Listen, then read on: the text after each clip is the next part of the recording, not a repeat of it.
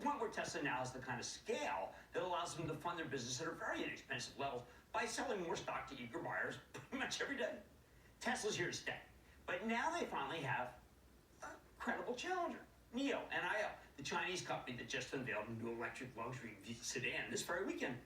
Now, this thing does look incredible with some great features, including an NVIDIA-powered autonomous driving solution, why NVIDIA stock was up so much.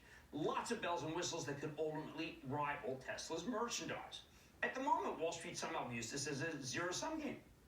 It's Tesla versus NIO with only one winner, which is why Tesla plunged almost 8% today, while NIO surged 6%, even if NIO's getting slammed in after-hours trading thanks to a downgrade from Citigroup. The seesaw-like nature of the action here means weakness in NIO tonight could be good for Tesla tomorrow.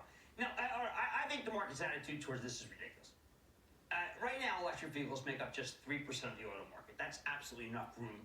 I'd say you could have 10 times as many automakers. I mean, come on. There's so much room here. Even with all of its new factories, Tesla can't make enough cars to satisfy the demand.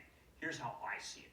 Many people who buy Tesla stock, they think they're making a statement. It's not just a fabulous momentum stock that represents a little chunk of a company that's making massive amounts of money now. It's also a way of putting money behind an enterprise that's trying to make fossil fuels obsolete. This is especially true of younger investors who genuinely believe they're contributing to the decline and fall of the internal combustion engine. They want to kill the oil industry, and Elon Musk is their champion. To them, it's a virtuous circle. The higher Tesla stock goes, the more money it can raise, which allows them to build more cars, make more money, and replace more gas guzzlers on the road. I don't see NIO's new luxury sedan disrupting that process. There's enough room for two high-quality electric car makers. The internal combustion engine is the past, not the future. What makes me so confident? Listen, I'm a huge football fan, something you know if you watch my bull market fantasy show. I watched all 6 games this weekend, including the endless car ads. I always marvel that Tesla never needs to advertise. Too much demand, not enough supply. Their cars advertise themselves. But now we're supposed to worry about competition? I mean, that is crazy. Doesn't hurt that the incoming president, Joe Biden, will be a lot more friendly to alternative energy than his predecessor. The Democrats actually believe in fighting against climate change. They believe in climate change. So it wouldn't shock me if they roll out some new subsidies or tax credits for electric vehicles, even if Tesla doesn't really need them. But if we throw more money at the industry, that means Tesla can build more factories and satisfy more demand, meaning the virtuous circle will only accelerate. Which brings me back to the NIO versus Tesla food fight.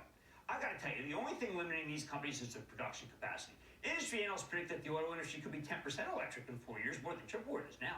But that's really up to the manufacturers like NIO and Tesla.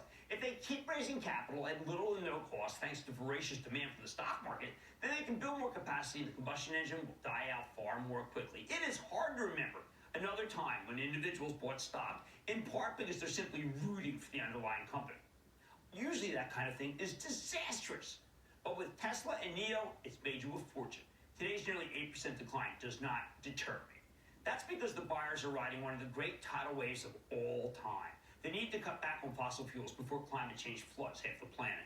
The people buying Tesla's cars and its stock are rebels with a cause, and their cause is winning.